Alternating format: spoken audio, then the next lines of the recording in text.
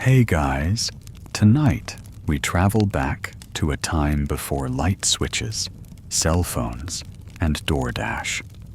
The year is 1732. The place? A small village nestled somewhere in the French countryside where the fog rolls in like warm soup, and the loudest sound is probably a rooster with attitude. You're standing right at the edge of the village square. Your boots are a bit muddy, your breath visible in the crisp morning air. And there's a smell, yeasty, cozy, unmistakably breadish, floating in from the east. This is not a murder mystery. Not yet. Right now, it's just a place where time oozes rather than ticks, where the chickens wander freer than your screen time limits, and where the local baker, Jacques, already has flour in places where no flour should be. So, before you get comfortable, take a moment to like the video and subscribe. But only if you genuinely enjoy what I do here. And hey, drop your location and local time in the comments. I love knowing where and when you're tuning in from. Now, dim the lights. Maybe turn on a fan for that soft background hum. And let's ease into tonight's journey together. You step through the square, passing a shuttered cheese shop and a sleepy donkey who seems only mildly aware of your presence. The rhythm of the village is a gentle pulse. You hear the occasional clink of glass from the inn, a door creaking open to dump out someone's leftover stew, and the slow swish of a broom battling centuries of dust. This place is still waking up. And then you reach the bakery. It's not flashy. No neon signs or curated TikTok reels. Just a wooden door, a crooked sign with a half-burnt croissant on it, and the scent. Warm, nutty, a little burnt, but comforting. Jacques, the baker, is already at it. He's working like he always does, quietly, methodically, with a calm that says, "I've seen things." You don't know this yet, but Jacques has survived wars, heartbreaks, and one particularly aggressive goose. And today, he'll add a poisoner to the list. The village isn't special. No kings have walked here. No battles were won on these grounds. But that's the thing with history. It doesn't always scream. Sometimes it whispers in the flour dust. You shuffle toward the back of the bakery, where Jacques is setting out loaves, like he's building tiny edible forts. The bread is still steaming. The crust crackles as it cools, and a little part of you wants to curl up right there beside the baskets and nap forever. A few villagers trickle in. An old woman in 5 shawls, a child with jam already on his face, and the town blacksmith, who never actually buys anything, but always asks for a sample. Jacques gives him the same look every time, a mix between mild amusement and deep, existential dread. Now here's where the history gets real. You know how we imagine bakers as jolly, flour-covered guys who just want to feed the world? Yeah, Jacques was that, but also more. The man listened, and I don't mean small talk at the counter. He really listened. Who needed what? Who hated who? Who suddenly stopped buying salt? Historians still argue whether Jacques kept a journal, memorized everything, or just had some weird bread-based intuition. But somehow, he always knew when something in the village was off. And lately, things were very off. Goats had gone missing. A merchant's horse died suddenly. 2 brothers swore their wine had turned to vinegar overnight, even though it came from the same barrel as the day before. The village priest even started skipping evening prayers, probably unrelated. But honestly, who skips prayers when there's no Netflix? Jacques didn't say much. He just noted who was sick, who was nervous, and who had stopped buying bread. He noticed a pattern forming, slow and strange, like a sourdough that won't quite rise. And one foggy morning, this morning, the one you're living now, that's when everything begins. You spot a shadow moving through the square, tall, graceful, with a walk that's just a little too quiet. She's new. You've never seen her before, and neither has Jacques. And trust me, Jacques always notices. You stay still, quiet, letting your breath blend with the morning mist as she approaches the bakery. Her cloak is deep plum, not the sort of thing villagers wear. Too clean, too crisp. It brushes the cobblestones with each step, like a whisper that's in on something you're not. Her boots barely make a sound. And Jacques? He pauses mid-slice, blade hovering over a loaf of dark rye, like time's briefly stopped just for him. She opens the bakery door gently, deliberately, like someone trained to never slam anything. The bell above doesn't jingle. It clinks, somehow managing to sound expensive. "You must be Jacques," she says, her voice a little too smooth for someone asking for bread. Jacques nods without smiling. He gestures to the loaves behind the counter, but she doesn't even glance at them. "I need a private order," she continues. "Special ingredients. Discreet delivery."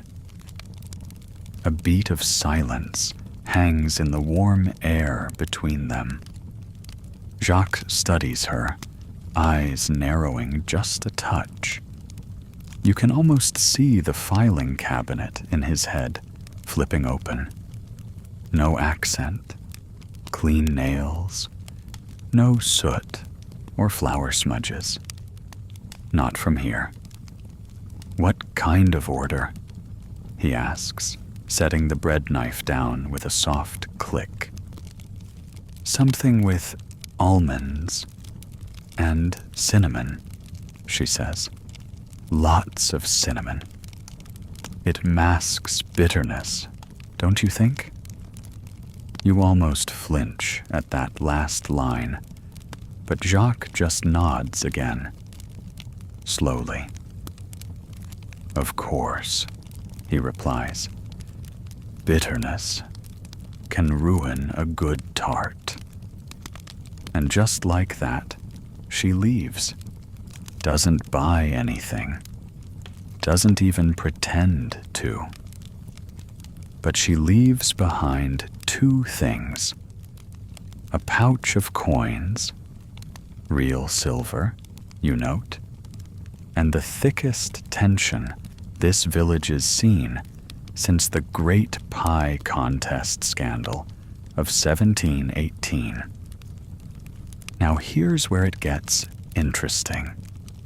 You follow Jacques into the back room, brushing past sacks of grain and herbs hanging from the ceiling, like upside-down ghosts. He opens a drawer and pulls out a little notebook, the kind with ink blotches and flower fingerprints all over it.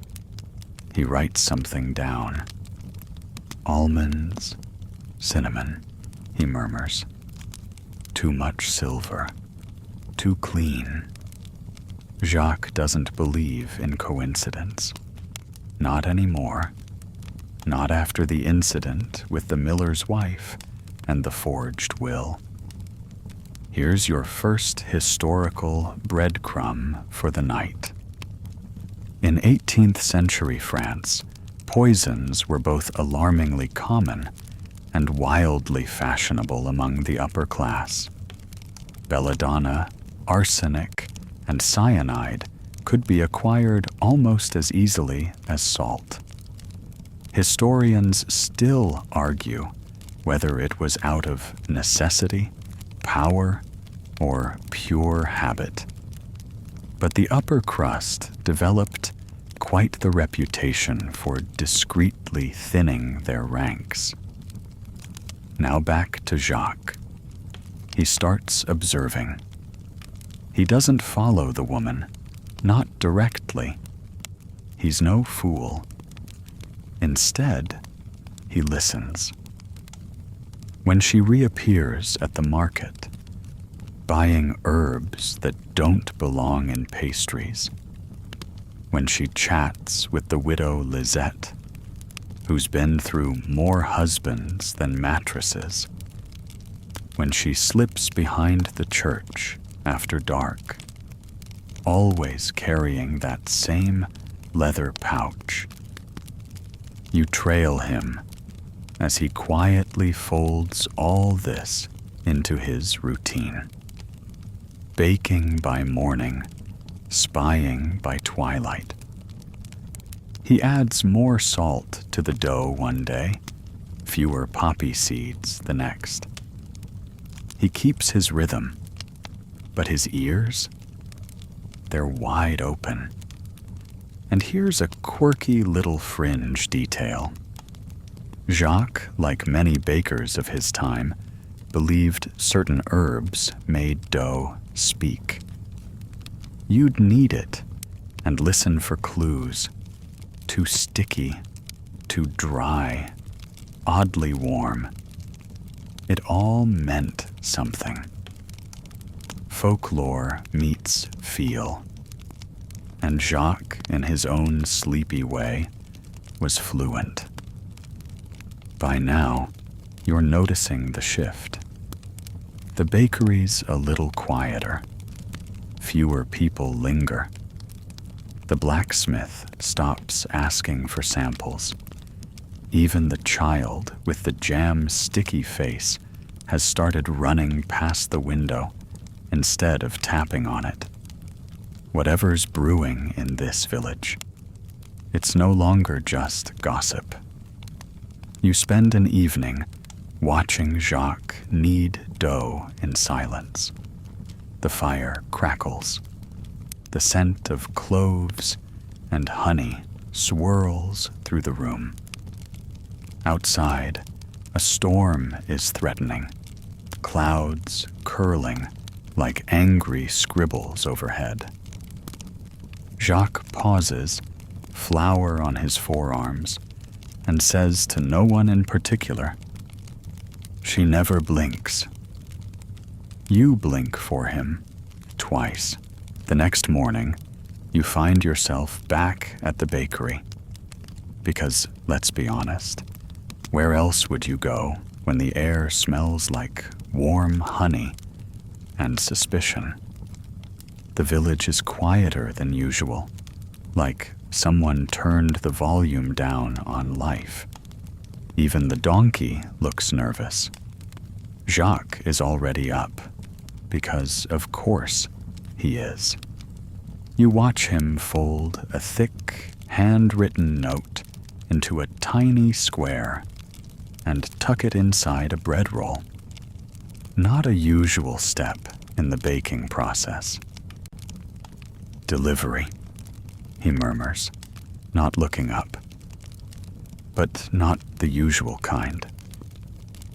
You blink at him. He doesn't explain. Just wraps the roll in cloth and sticks it in the delivery basket, alongside a few innocent-looking loaves.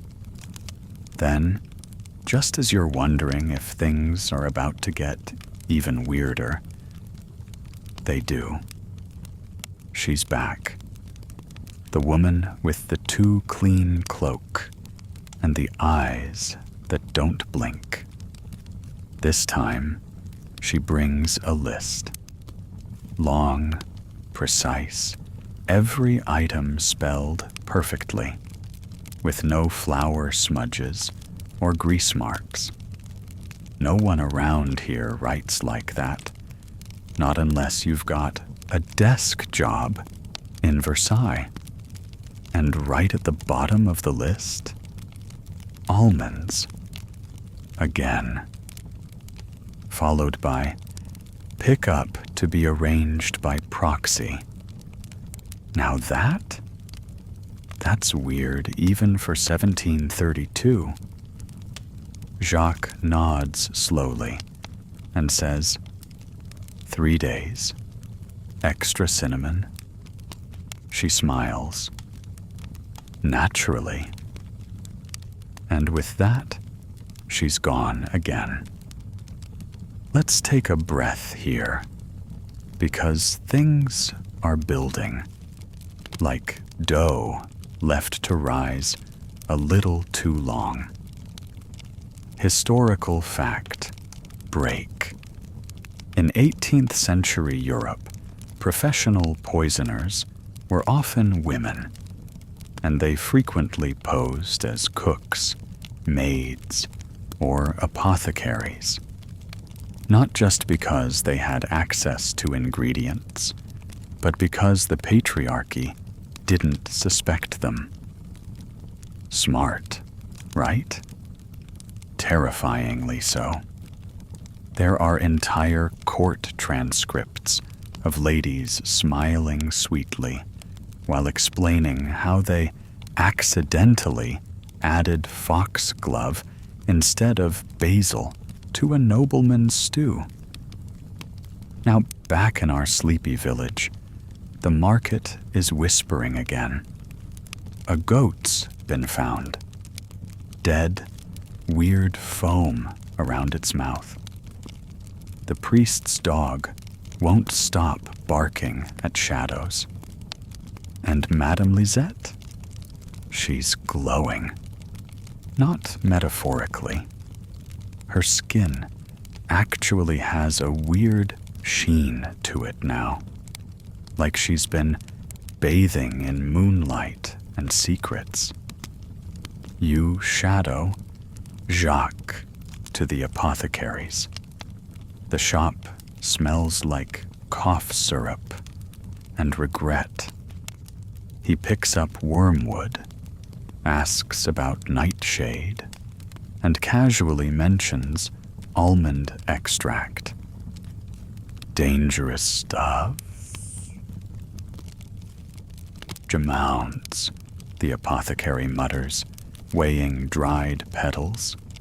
Tastes nice, though.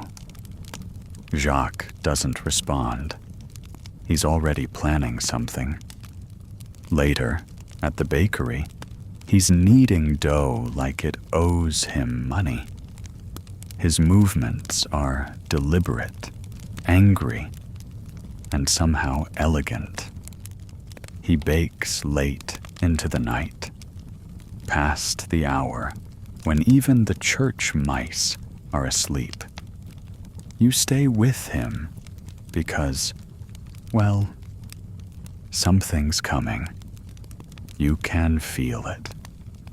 And here's your quirky tidbit.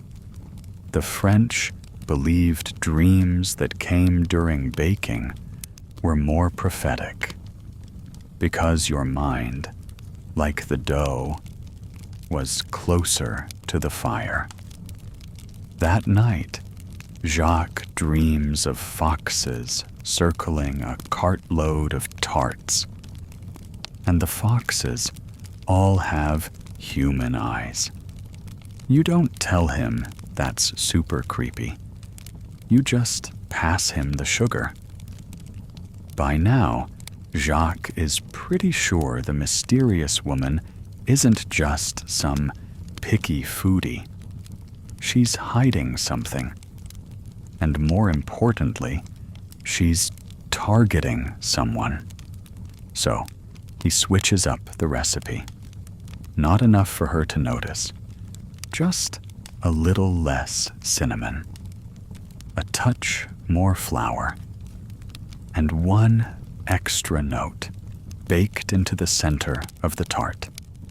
Just in case you wake to the gentle thunk of a delivery cart and the louder thunk of Jacques slamming down a sack of flour like it personally offended him. It's delivery day.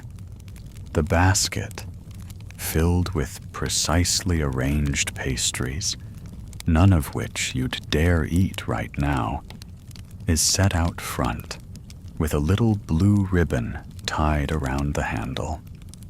The kind of detail only someone trying to look normal would add. Jacques stands behind the counter, unusually still, apron dusty, eyes sharper than a cleaver. "Let's see who bites," he mutters. You nod, pretending you understand what's going on. You don't. Not fully.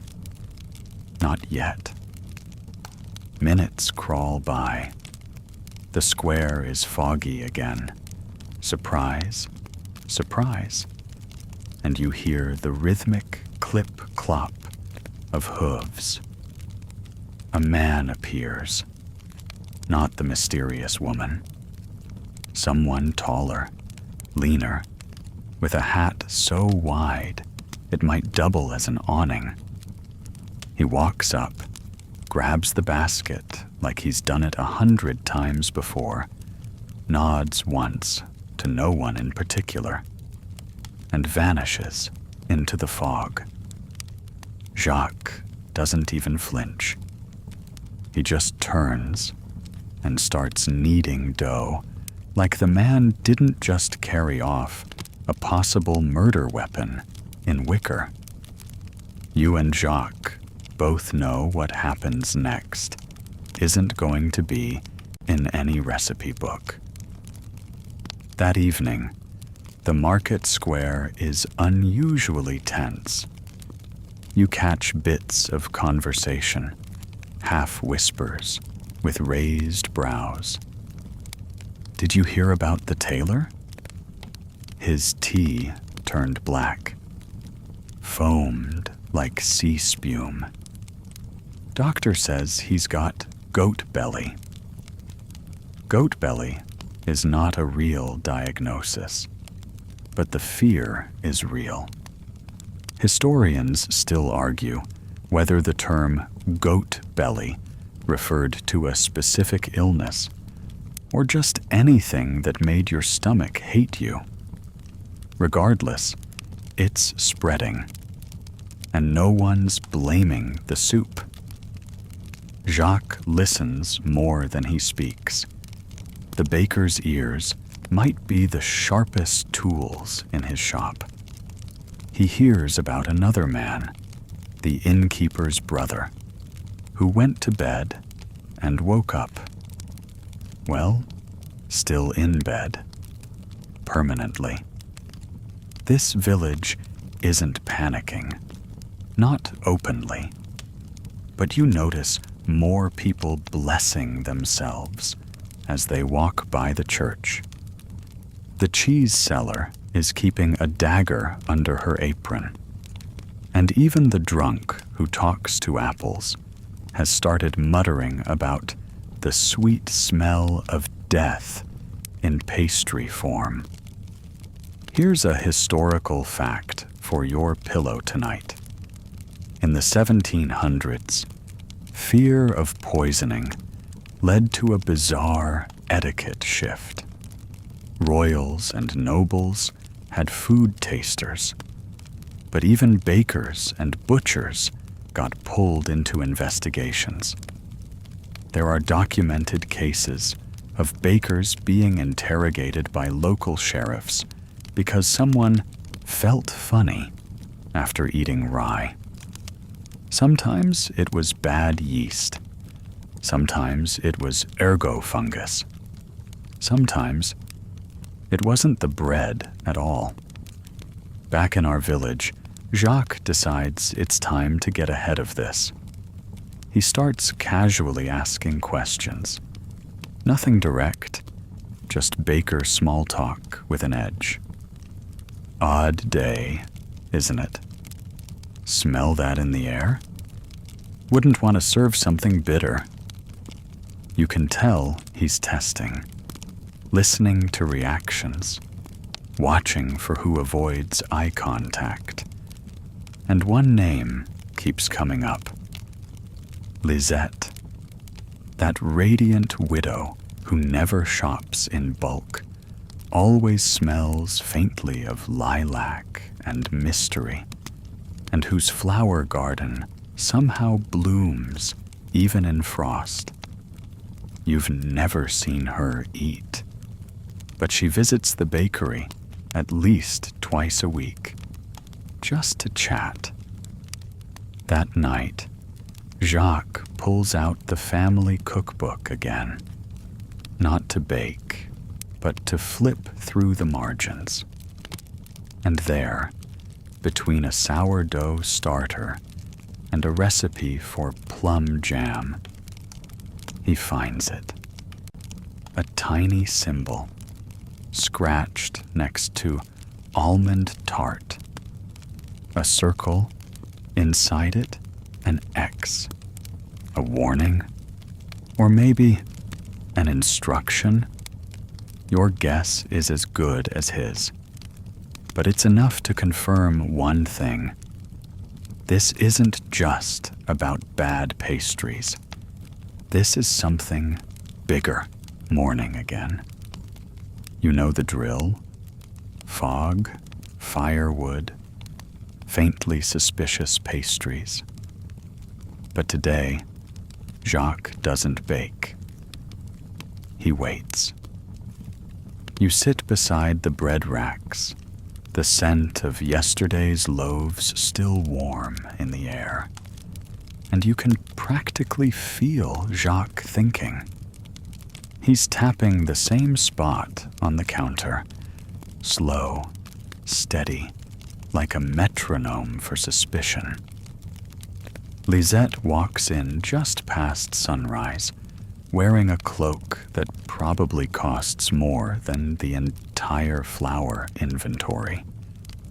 She doesn't look surprised that there are no fresh loaves. In fact, she doesn't even ask for bread. I hear the tart was well received, she says softly, eyes scanning the bakery. Jacques wipes his hands with a towel and replies, I wouldn't know. I never eat my own experiments. There's tension now, thick but polite. like two nobles fencing with butter knives. And then she does something weird. She offers him a recipe. A gift, she says, sliding it across the counter. From one artisan to another. You peek over his shoulder. It's almond-based, of course, and laced with something called heart's bliss root, which sounds poetic and completely made up. Jacques doesn't touch it. He just tilts his head and says, "Funny. My grandmother always said there's no love in borrowed ingredients." She laughs, not a real laugh, the kind people use when they're buying time. Perhaps you're just not ready for it. And just like that, she's gone. Now, time for a history snack. In the 18th century, many recipes doubled as codes. Secret societies, apothecaries, and even spies disguised messages inside instructions for wine, preserves, or tea blends. There are real surviving documents where rosewater meant arsenic, and sweet oils referred to lies and bribes.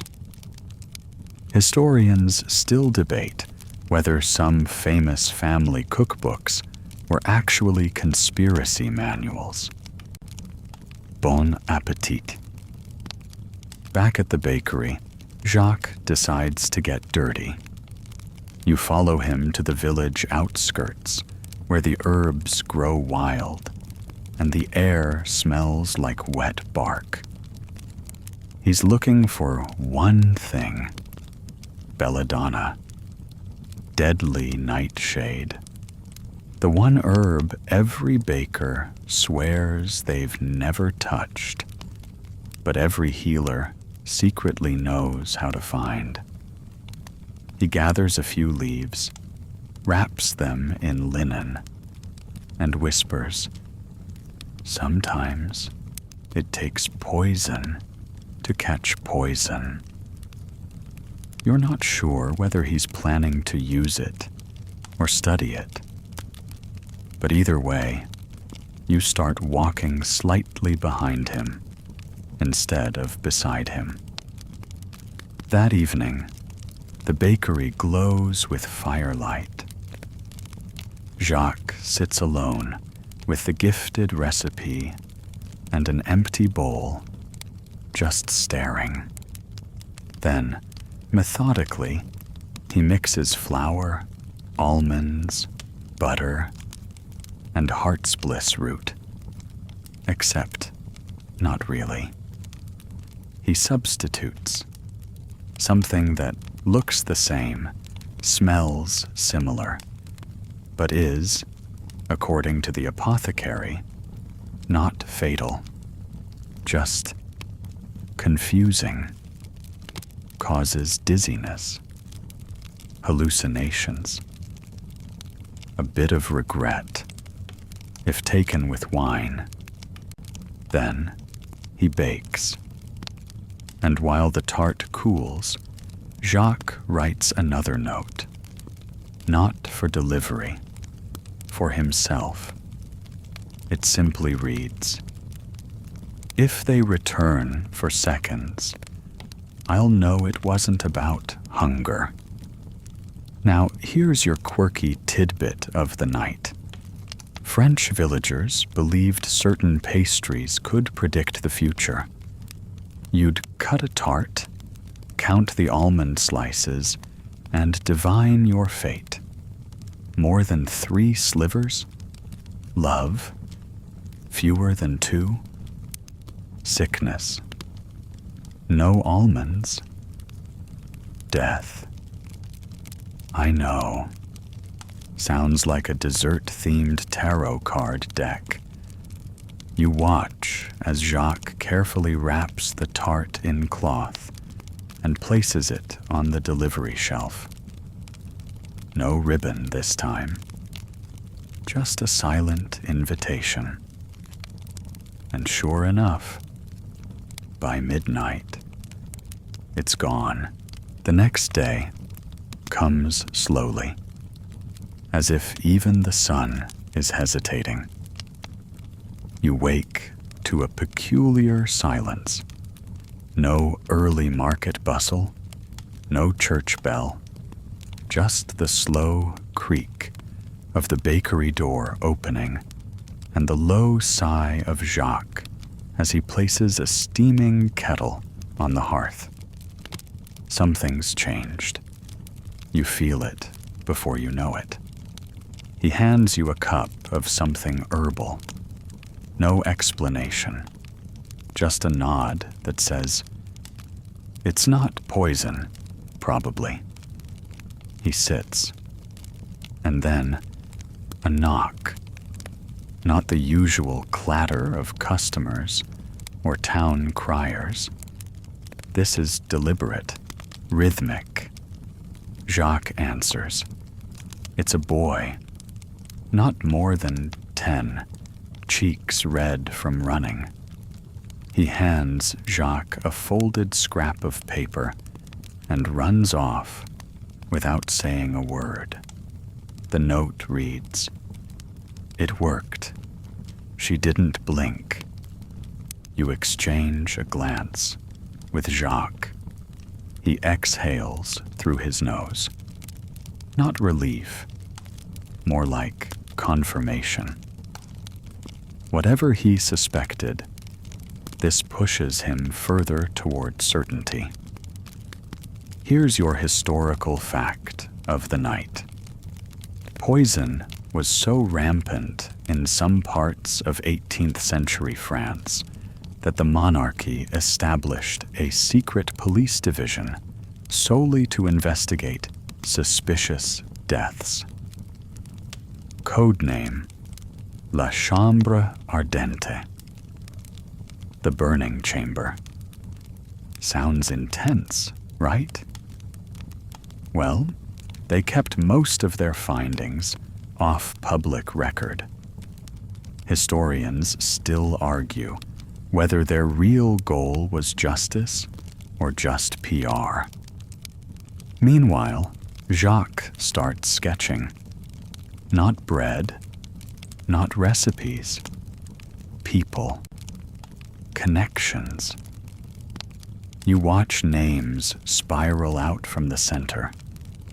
Lisette, the cloaked woman, the tailor, the innkeeper's brother, the dead goat, arrows, questions.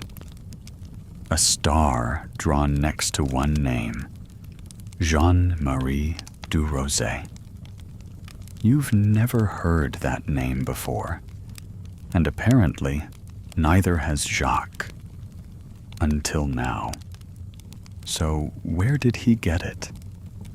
He doesn't say, just circles it twice and flips open the family cookbook. Tucked inside the cover, beneath a false flap, is a faded pamphlet on the uses and misuses of almond-based medicine. You're starting to suspect Jacques' ancestors were more than bakers. He skims it, muttering something about dosage and detection windows. His finger stops on a line. Mixed improperly, even heart's bliss becomes bitter to the tongue. Quirky tidbit incoming. Heart's bliss wasn't real, but it was believed to be, especially by traveling herb sellers and back alley midwives. It was said to grant peaceful sleep or endless dreams, depending on who brewed it. And in folk tales, it always glowed under moonlight and never grew in the same place twice. Jacques places the pamphlet aside and stands. She wants proof, he mutters. Let's give her a demonstration. You trail him to the square where Lisette is chatting, always chatting, with two men from out of town. Jacques walks right up, holds out a small almond tart wrapped in cloth, and says, "A gift for your evening guest." She hesitates, then smiles and accepts. Back in the bakery, Jacques returns to kneading dough as if nothing happened. You want to ask, what's in the tart? You really do. But something in his posture says, don't ruin the mystery just yet. Later, as you both clean up, Jacques hums softly, a tune you've never heard, but somehow recognize. You ask, finally, do you think she'll eat it? He looks out the window. Fog thickens again. Always the fog. She won't blink, he says, but maybe she'll dream. The village wakes to whispers. Again. Always whispers now. And this morning, they're coated in worry. You hear them drifting from window shutters and behind linen stalls, threads of speculation wrapped in fog and fear. Lisette didn't come to the market today. No, she didn't send anyone either. Her shutters haven't opened since dawn. You and Jacques don't say much over breakfast. He tears bread with the calm of a man expecting company or news. You sip your tea, which tastes faintly of regret and time. And then, as if on cue, it arrives. A knock. Soft. Barely there. Jacques answers. It's not a messenger this time. It's Madame Lisette herself. Except, not quite. Her cloak is wrinkled, her hair untamed, and her smile crooked, unsure. You step back slightly as she enters the bakery, uninvited, but not entirely unwelcome. I had the most peculiar dreams, she says, voice light, but the undertone shaky.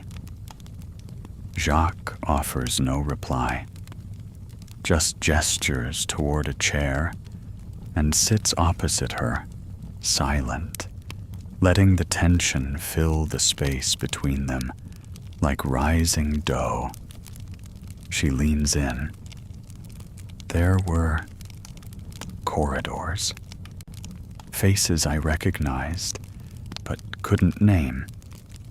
A goat with eyes like mine.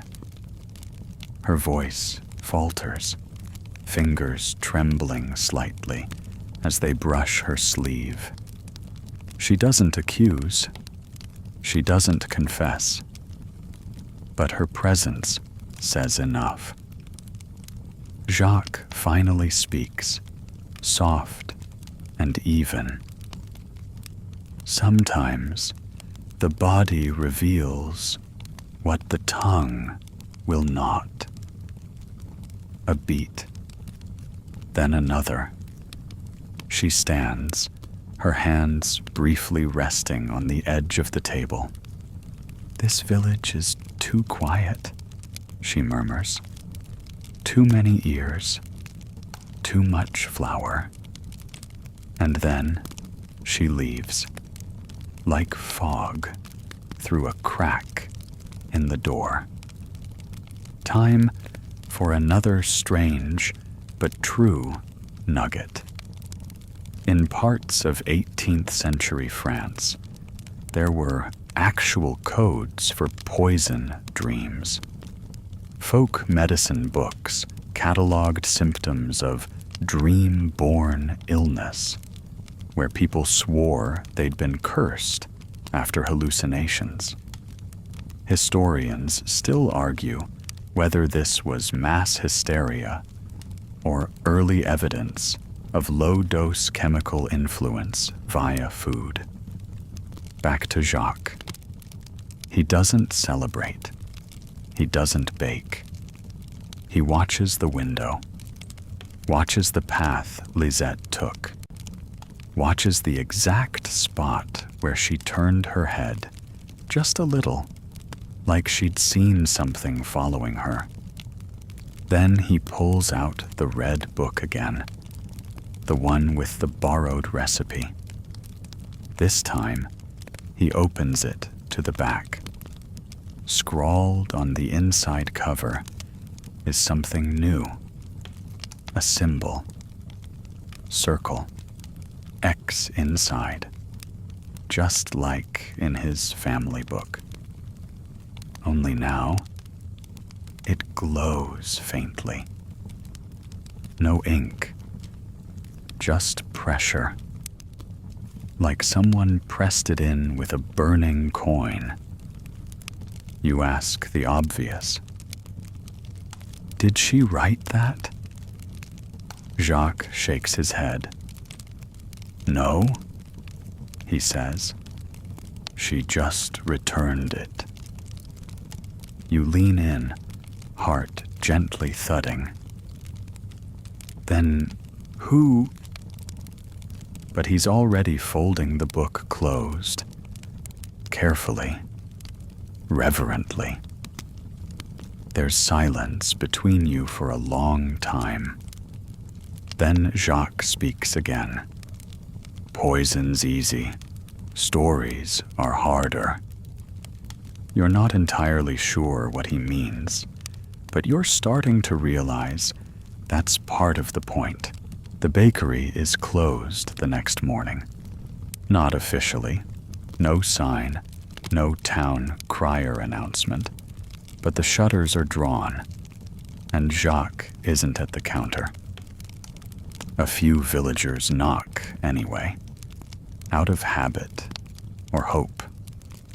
One even leaves a bundle of thyme and a quiet merci on the doorstep. You find Jacques in the back room, surrounded by open books and herbs in disarray. The red recipe book sits in the center of the table, untouched since last night, but humming with meaning. Or maybe that's just your imagination. He glances up. We're setting a trap, he says. Calm, crisp. You blink. For who? He dusts flour from his hands. Not who. What? You don't argue. Honestly, you're not even sure you could. He begins preparing dough, but this isn't for baking.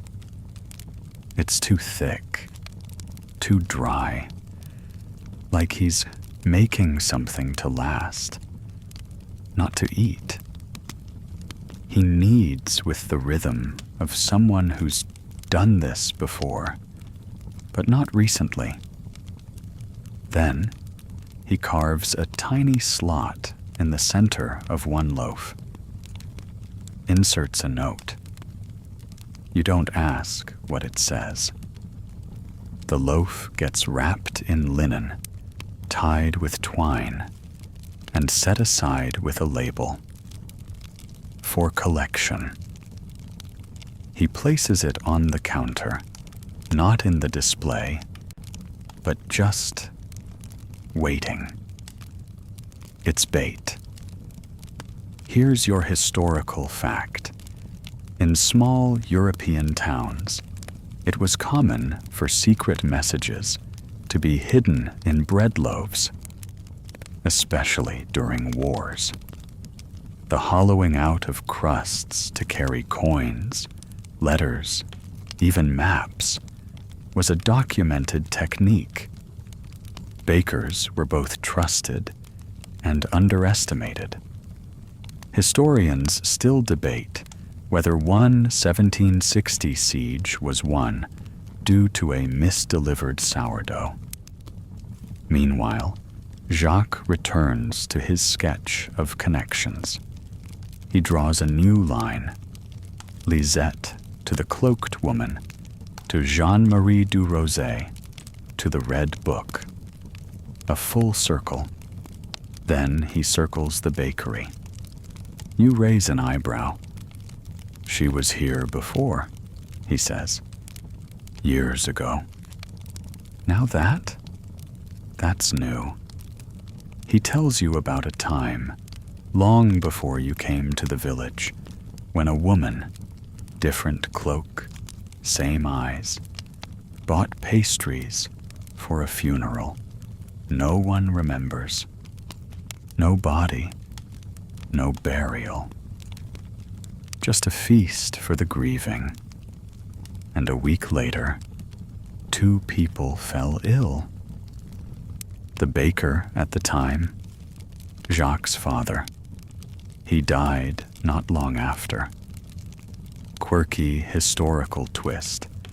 Some French villages used to blame bakers for not detecting poison in ingredients, especially after a few mysterious deaths.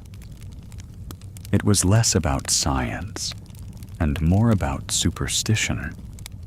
Bread, after all, was sacred. If something went wrong, the person closest to the dough caught the heat, literally.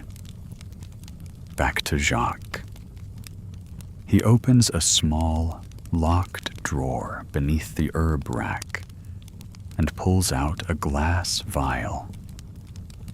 Inside, something thick, amber-colored, and swirling slowly, like syrup that knows secrets. He holds it up to the light. It refracts oddly, bending the flame from the hearth in a way that makes your skin prickle. This belonged to my mother, he says. She called it the tell. A drop of this, and truth finds a way out. You don't ask how. You don't need to. Because that night, just after the clock tower chimes once, a figure appears outside the bakery. Not Lisette, not the boy, her, the cloaked woman. She doesn't knock. She walks in, silent, graceful, straight to the counter, sees the loaf, smiles, and takes it. You're pretty sure your heart's not supposed to beat that loud. You don't sleep that night. Not really. You sit in the bakery with the faint smell of clove and ash, ears tuned to every creak of wood and shuffle of rats in the walls. Jacques doesn't sleep either. He just stares into the hearth, the flames reflected in his tired eyes. No one speaks of what's inside the loaf. No one mentions the glass vial now missing from the herb drawer. But both of you feel it. Something just shifted. When dawn finally breaks, it's sluggish and gray, like the sky can't decide if it wants to bother. A soft knock startles both of you. It's the constable. Mustache like a broom, posture like a stiff baguette. He's not a regular at the bakery, more of a salted meats man. But today, he stands at the threshold, hat in hand. "There's been an incident," he says. You trail them through the fog to the inn, where a small crowd has already gathered. Inside, in the far corner, slumped over a table, is a man with ink-stained fingers and his face in a bowl of cherry compote. No blood, no violence, just still. Someone murmurs, "Thought he was sleeping." You catch Jacques' eye. He nods once, quietly. The innkeeper explains. Man checked in 2 days ago. Gave no name. Paid in advance. Barely spoke. Ate a tart last night. Looked like it came from the bakery. And now, you're looking at his final course. Here's a macabre fact to chew on. Poisonings in the 18th century often mimicked natural causes: heart failure, fever, sudden stroke, especially when the toxins were slow working or inexact. And unless you were rich or famous, no one bothered with an autopsy. Historians still argue how many deaths were really natural and how many were just quietly successful murders. The constable turns to Jacques. "Know this man?" Jacques shrugs. "One of many who buy pastries." It's not a lie. Not really. Back at the bakery, Jacques pulls out the red recipe book again, flips past the glowing mark, stops on a page that hadn't been there before. It's blank. But as you watch, faint lines begin to appear, like ink bleeding up from beneath the page. Not words, shapes. A hand outstretched. A loaf split down the middle, and above them both, a circle with an X. You don't speak. You just sit, listening to the fire crackle. Jacques finally breaks the silence. The trap worked, but she's not caught. You glance at the counter, half expecting to see her there again, all calm menace and almond smiles. But the door remains closed. "Do we warn the village?" you ask. He shakes his head. They wouldn't believe the truth. Not yet. And here's your quirky moment. In some villages, bakers were thought to be prophets, not because of divine insight, but because they were the only ones up before sunrise, the only ones who saw everything before anyone else. They whispered warnings into dough, hid spells in sourdough starters, and swore by signs in cracked crusts. Jacques might not call himself a prophet, but right now, he looks like a man who knows what comes next. The trial isn't announced. It just happens. By the time you and Jacques arrive in the village square, a crowd's already formed, packed shoulder to shoulder like sacks of barley. There's no official judge, just the constable, 2 elders, and the innkeeper, who's apparently qualified because he once read a legal pamphlet backward while drunk. Lisette stands at the center, flanked by 2 guards who look about as confident as damp toast. Her posture is perfect, chin high, expression calm. If she's worried, she doesn't show it. Jacques stands at the edge of the crowd, arms crossed, eyes sharp. You stick close. Everyone's watching, but no one's sure what they're watching for. No one mentions poison, not directly. Instead, they talk around it. Strange illnesses, deaths without cause, visitors who came and never left. And the pastries. Always the pastries. Lisette speaks softly, sweetly.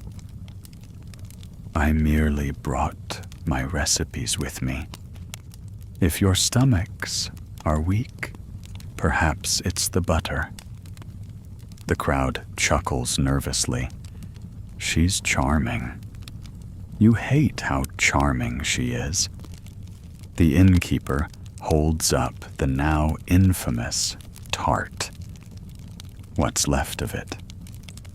She delivered this. He died hours later. She shrugs. Was I to feed him myself? And there it is, the line, the one everyone was waiting for. Jacques steps forward, doesn't raise his voice, doesn't accuse. He simply says, 3 others are gone. All ate her food. All met her privately. He doesn't need more. The crowd shifts. Someone whispers. Another nods. A wave of quiet dread spreads like spilled wine. Here's your historical twist. Many trials in small villages weren't real trials. They were performances, part fact, part folklore. And once a person was labeled unnatural or cursed, no defense mattered. Historians still argue whether this was justice or survival instinct. Maybe both. The constable holds up a pouch, Lisette's. Inside are almond slivers. Several are darker, almost purple. Tainted? Burned? It's hard to say. She laughs. I brought flavor to this dull village, she says. And now you turn on me because your tongues are bland. The innkeeper shakes his head. No, we turn on you because our neighbors don't wake up. And just like that, it's over. No sentence, no formal decision. She's led away, cloak fluttering like a warning flag. Not struggling, not speaking, just gone. Quirky tidbit. In some parts of France, poisoners weren't executed. They were exiled, believed to carry curses in their very breath. They were sent into the wild, barefoot and bound, to be judged by nature. That, or they disappeared before any official punishment. Jacques doesn't celebrate. He closes the bakery early, draws the curtains, lights a single candle. "She's not finished," he says. You nod. The book? He places it on the table, still open, still glowing. But this time, the pages are blank again, like it never existed. She was just the last one to hold it, he murmurs. Not the first. You sit beside him, the silence between you thick as honey, watching the candle flicker like a nervous heartbeat. Outside, the fog presses against the glass like it wants in. Weeks pass. The bakery reopens. The fog still rolls in like it's on payroll. But the mood? It's different now. Lighter. Safer. At least on the surface. Jacques moves slower these days. Not from age. He's still sharp. But from thought. You can tell he's measuring more than flour now. Watching the way customers smile. How long they linger. What they don't say. The villagers, too, have changed. They speak a little softer, cross themselves a little more. And whenever a tart shows up with almonds, someone always asks, "Where'd this recipe come from?" No one mentions Lisette, not by name. But you feel her shadow stretch through town like a long, cold wind. Then one fog-drenched morning, she returns, not in person, in rumor. She was seen in the next village, someone whispers over cider. Selling teas now. Healing herbs, they say. She was at the market in Montfleur, another claims. Different name, same eyes. Historians still argue whether these stories were truth or just the way small towns process fear. Ghosts that walk in memory rather than flesh. Names reshaped by gossip until they're myth. Jacques doesn't react. He keeps baking, mixing, waiting. And then the book comes back. You find it on the bakery doorstep, one gray dawn, wrapped in linen. No note, just the book.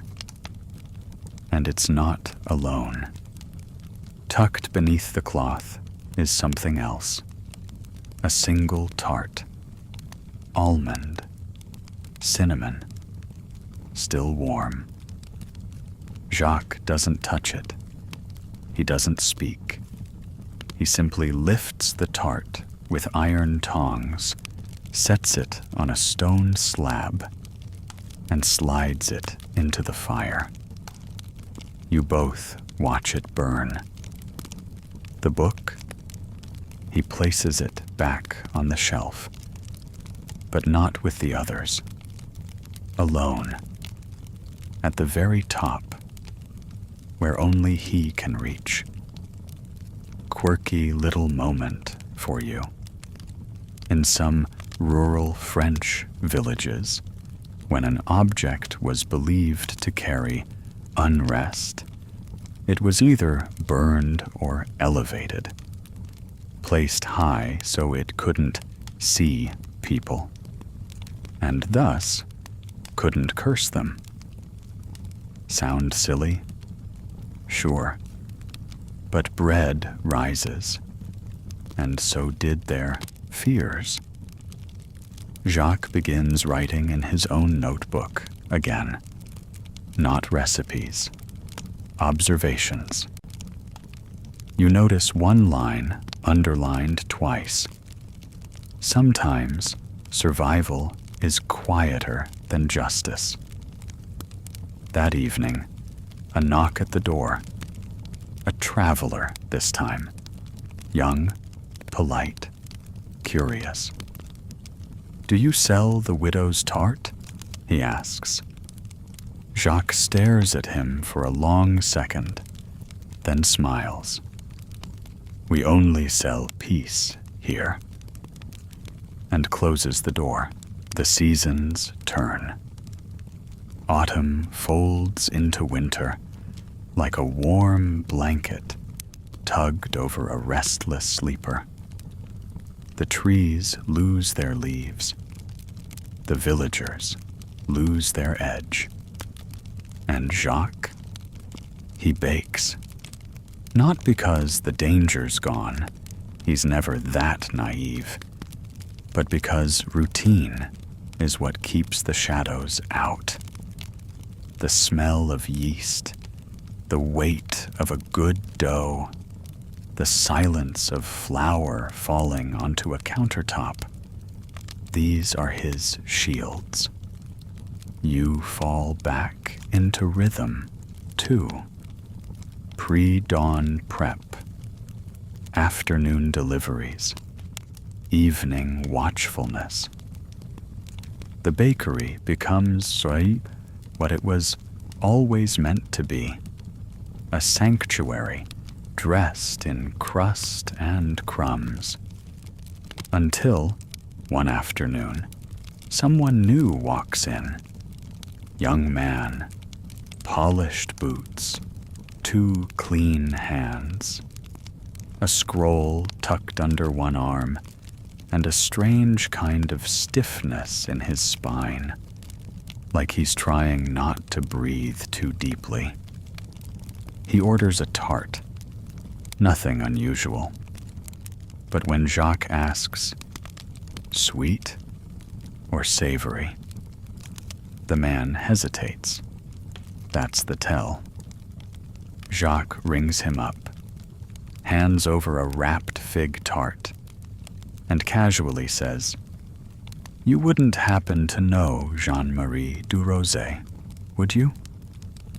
The man doesn't flinch, doesn't blink. He just smiles, too widely, and replies, "No, but I've read her work." He leaves. Jacques watches him go, then turns to you and says, "They're cataloging it." You blink. What? The book, the recipes, the patterns. It's not just her. It never was. And that's when you start noticing things. A new mark in chalk behind the bakery. A circle with an X. A strange herb sprouting near the bread oven. One you swear wasn't there last week. A letter. Unmarked. Inside, a recipe titled Final Loaf. You don't open it. Jacques doesn't either. Instead, he places it in the fire. Again. Here's a delightful dose of paranoia. Secret societies in 18th century Europe often used food as symbols. A certain pie crust pattern, a type of spice only used on full moons. Historians still debate whether these were real networks or fevered village imaginations. But let's be real. Fever dreams don't usually leave breadcrumbs. Back in your very real world, Jacques decides it's time to travel. I need to find out where this started. he says. Not just here. Before here. He begins packing. Just a few things. Tools, notebooks, the red book. You ask, "When will you be back?" He looks around the bakery, touches the flour-dusted counter, smiles faintly. "When the dough's ready." Then he's gone. And you keep the oven warm, because someone always does. Weeks pass with Jacques gone, and the bakery becomes yours in everything but name. You don't change much. Out of respect or fear, you're not sure which. You bake his recipes. You listen like he taught you. You watch the fog with a kind of patience you never had before. Then, one morning, it returns. Not Jacques. The book. It's sitting on the counter like it never left. No burn marks, no signs of travel, just there. Tucked inside is a note in handwriting that isn't his. Recipe enclosed. Try it. If it doesn't work, burn it. If it does, run. Your hands shake a little, but curiosity wins. You open to the marked page. Jacques' final recipe. It's written in his style, sharp, efficient, filled with odd little flourishes. But it's not food. Not exactly. It's a set of instructions, more like a ritual. It involves ingredients, yes, but also timing, placement, mood, candles, certain music, silence for exactly 9 minutes. You reread it 3 times before you realize it's a test. You don't know what for, but you gather the ingredients, set the dough, wait for nightfall. The process is oddly calming. Each step feels familiar, like muscle memory, but also off, like humming a song that's almost the one you know. The final instruction: bake until the scent reminds you of home. The tart comes out golden, innocent, lovely. You don't taste it. You leave it on the windowsill, like the recipe says. And that night, something changes. The fog retreats. Not disappears, but pulls back, like a tide. A soft breeze enters the bakery, curling around your ankles. And for the first time in weeks, you sleep and dream. Not of poison, not of cloaks or shadows or almond eyes, but of Jacques, standing by a river, flour on his apron, holding the red book. He nods. Just once. Here's a bizarre little historical fact. Some 18th century bakers believed their recipes had memory. That if made the same way, in the same kitchen, the bread would remember who baked it before. Call it superstition. Call it science. Historians still argue. You wake to the scent of something familiar, and a note tucked under the tart. You passed. The bakery doesn't change overnight. but something in you does. You begin keeping your own notebook now, not for ingredients, but for names, patterns, odd requests. You mark each recipe you make with a symbol, a small star if it feels safe, a dot if it tastes off.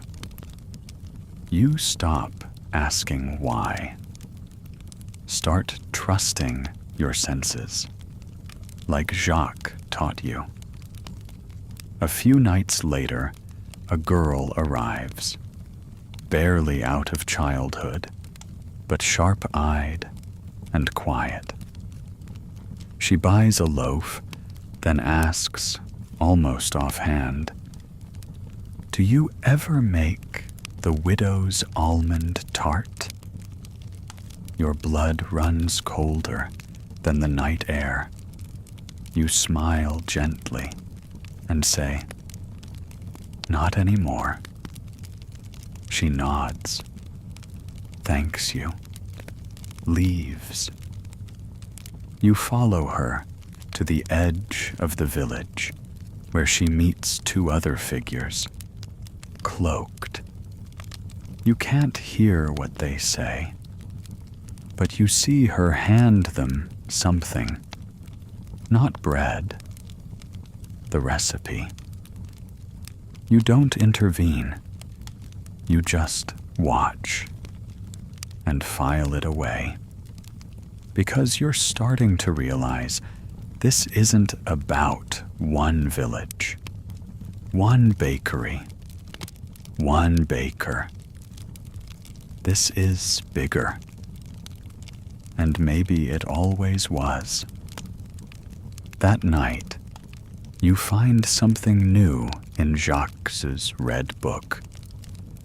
Not a recipe this time. A message written in his unmistakable scrawl. If you're reading this, the bakery is yours.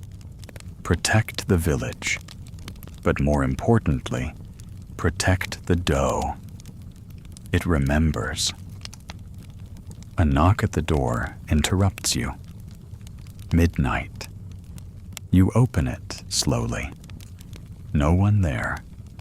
Just a bag of flour, marked with the old circle and X. A challenge, maybe, or a warning. You bring it inside anyway. Here's your fringe fact to wrap your head around. Some secret societies encoded their entire belief systems into bread rituals, down to how it was scored, how it was sliced, even how it was served. They believed food wasn't just sustenance. It was transmission, ides, warnings, allegiances. You start to believe it, too. Next morning, you bake as always, but with eyes open wider than before. And when the boy returns with the scroll under his arm, you're ready. You've stopped pretending the bakery is just a bakery. There are too many signs now. The girl with the almond questions returned. Twice. Never ordered. Just watched. The boy with the scrolls left a small pile of dried herbs on the sill last night, none of which grow locally. And 3 different villagers have asked if you sell dream bread, a phrase no one ever taught them. But you keep baking, because that's what Jacques would have done. You wake earlier, knead longer, and listen, really listen, to the dough, to the wind, to the customers who never say quite what they mean. Each day, you mix truth into the crust and bury questions in the rise. And now, something else is happening. People start showing up, not for bread, but for answers. An old woman from 2 villages over claims her husband's sleep stopped after eating a tart. A traveler from the coast brings a pastry with markings that match one of Jacques' forbidden recipes. A child leaves a drawing of the Red Book, perfectly accurate, despite never having seen it. You begin to catalog. You begin to teach. Quietly, patiently, one lesson at a time. You start slipping messages into the margins of your loaves. Not ink, just shape, pattern, a small score that means safe, a knot that means watch. The bakery hums differently now, not just with heat, but with purpose. And the book? It stays locked in the highest shelf, not out of fear, out of respect. You consult it only when absolutely necessary. And every time, it feels more like a conversation than a reference. Because, yeah, Jacques was right. The dough remembers. And here's your final quirky little gem. There's an old superstition that bread made by someone in mourning will never rise. But bread made with intention, real purpose, never falls. And neither do you. You bake. You protect. And late one night, you find a final note tucked beneath the counter. It's in Jacques' hand, faded, nearly unreadable. You were never the apprentice. You were the next chapter. You don't cry, you just smile. Then you light the oven and get back to work. The oven crackles softly in the corner now, its heat like a memory warming your skin. You lean back in your chair, the faint scent of cinnamon and ash still lingering in the air. Outside, the village rests, hushed, peaceful, unaware of the small, strange miracles kneaded into their daily bread. You did it. Not the solving, not the ending, but the becoming. You didn't just uncover a mystery. You stepped into a story that's still unfolding. And in doing so, you became part of it. Quietly, bravely, beautifully. Let the tension melt from your shoulders now. Let the mystery fade, like fog dissolving in the morning sun. You've earned your rest. You've held the secrets, weathered the silence, and protected the flame. Breathe. Deeper. Slower. Imagine the dough rising in its bowl. Calm, patient, inevitable. Feel the weight of the village lift from your chest, replaced by warmth, by stillness, by something sacred and soft and almost magical. Tonight, you're safe. The story is safe. And tomorrow? Well, tomorrow, the bakery opens again. But for now, let the night hold you gently. Let your breath settle. Let your thoughts slow. Sleep well, baker. Your home